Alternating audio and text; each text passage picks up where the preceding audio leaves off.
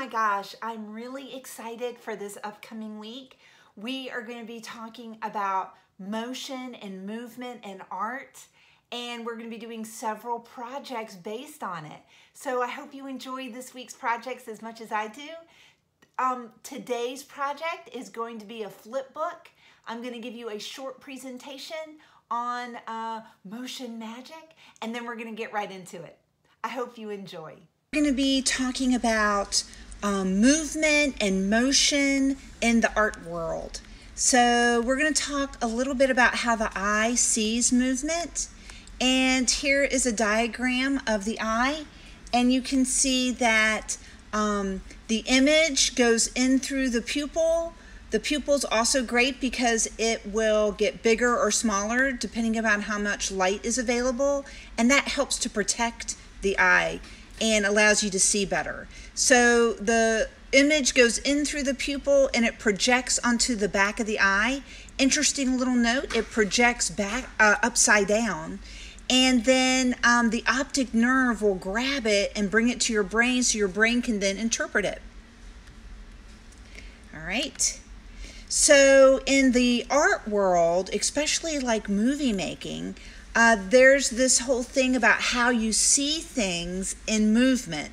So the idea is that your eye sees things in 24 frames per second. They call that 24 FPS. And when you look at something like down here in the bottom of the screen, you can see how it goes with this horse. A little bit changes from each frame.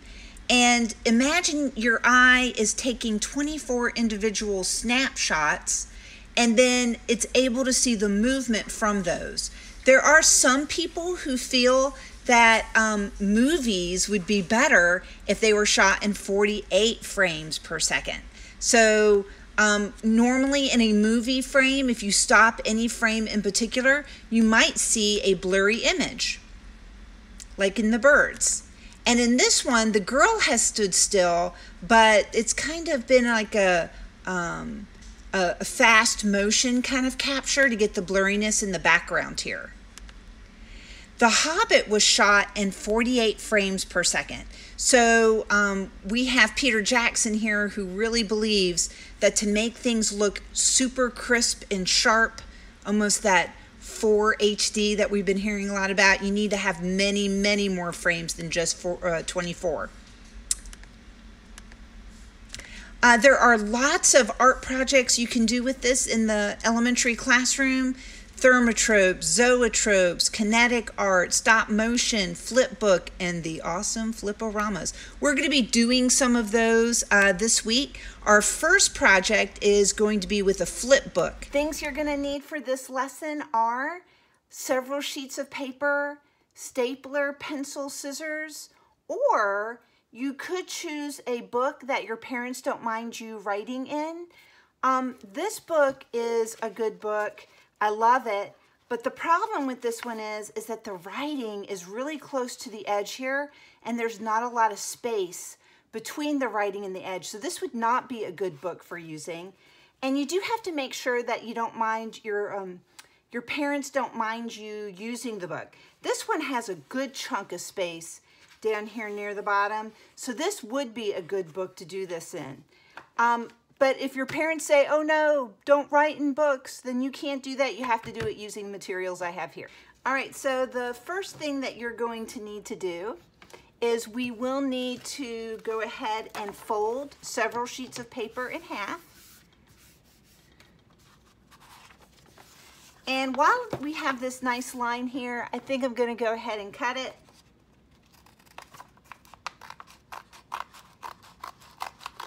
How many sheets of paper do you need? Well, that really depends on your flip book and how long you want the little mini movie to be. I'm going to fold this in half.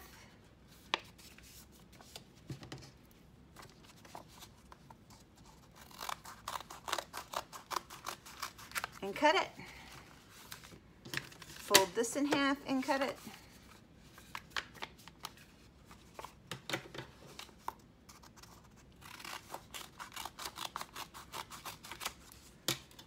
fold this in half and cut it.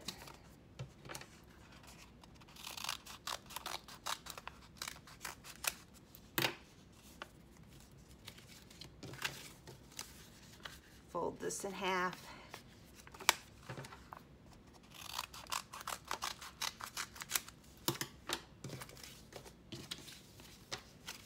And I can go ahead and fold these in half too and cut those if I want them.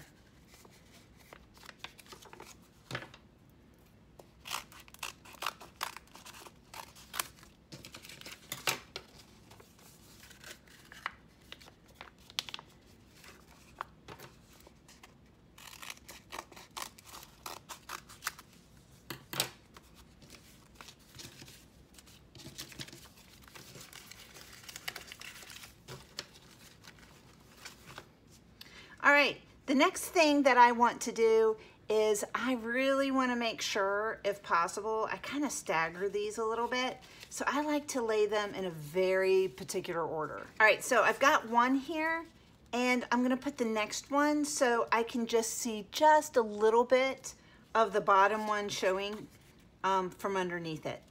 And this is good for your first flip books because it's really going to help you to do the flip motion.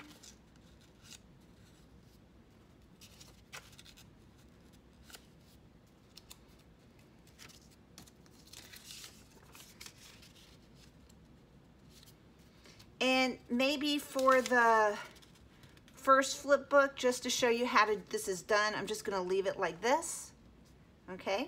And then what I'm gonna do is I'm gonna go ahead and I am going to staple these together.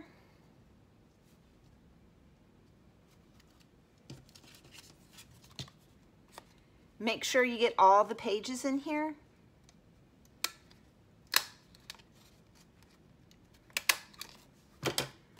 And then I'm going to trim off this back end. And now I have something that's gonna flip pretty fast as I go through it. So these are great for first ones. For future ones, you may wanna put the papers closer together, but I think for our purposes, this will be fine. Okay, so for this first one, I know I said you could use a pencil, but I'm actually going to use a marker for this. So it shows up better on camera when I do that. So I'm gonna go ahead and the very simple one that we can do is to have a bouncing ball. So I'll kind of show you how this starts off. So let's say if I have a line here that's for the ground, when I flip this paper over and crease it down, I can actually see a very faint line here of that same ground line. So I'm gonna make the ground the same all the way through my flip book. I don't want it to move around as I make my little mini movie.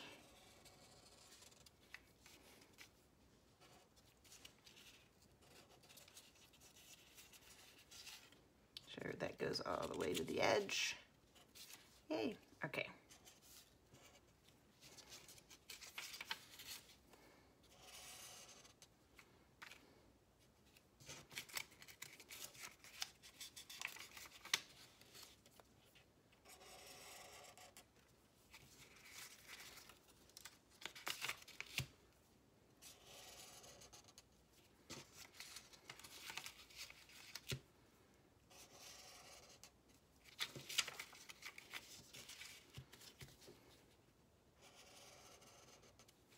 All right, and then I'm gonna go back to the first one and I'm going to have a ball here that just sits on the ground.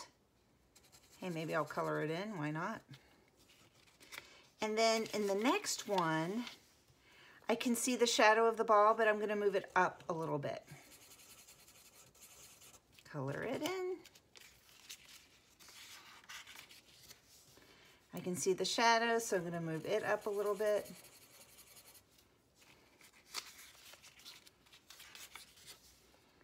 Gonna move it over here.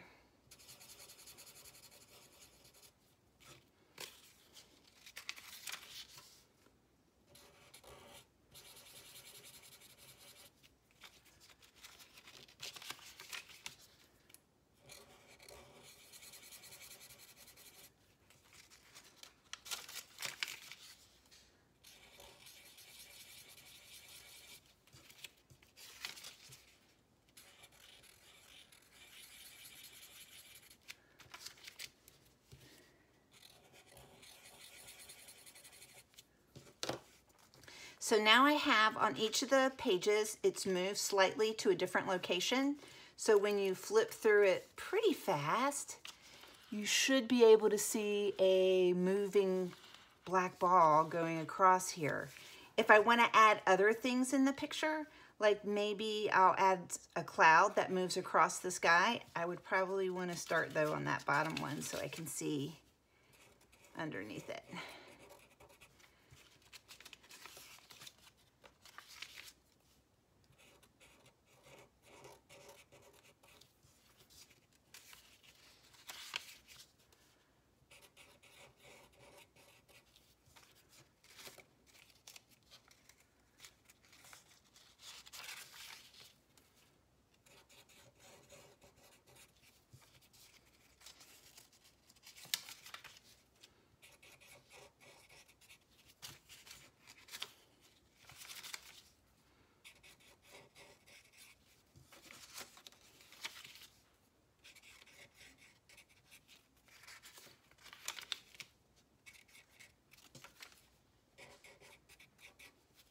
And then maybe I might have an airplane going across the sky. Why not?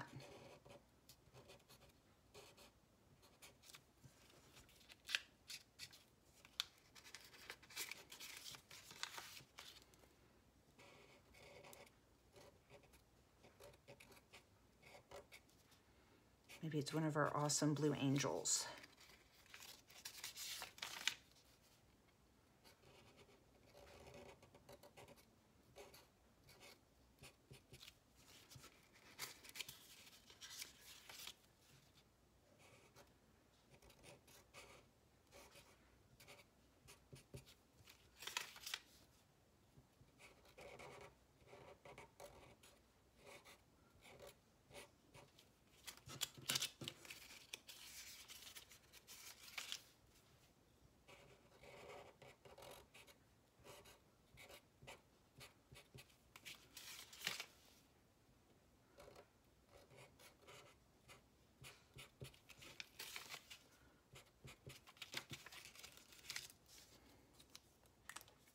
See how that looks.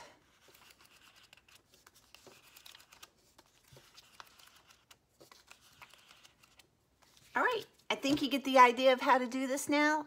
You go ahead and make your own. I hope you enjoyed doing that bouncing ball, blue angel jet. Of course, you can add color to yours if you want to make it into full color spectrum. And today we're going to have an interesting fact at the end of our video, and it's all about the first movie that was ever made that we still have that we can see. Here's our interesting fact of the day. It is the oldest known movie in existence. It's The Horse in Motion.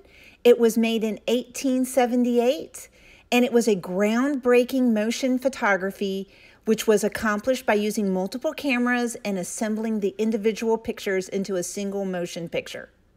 And it answers the age-old question, do race horses' feet touch the ground as they run? And as you can see, it does in this video. So be sure to love on one another, give your parents a hug today, and make sure you keep on doing great art.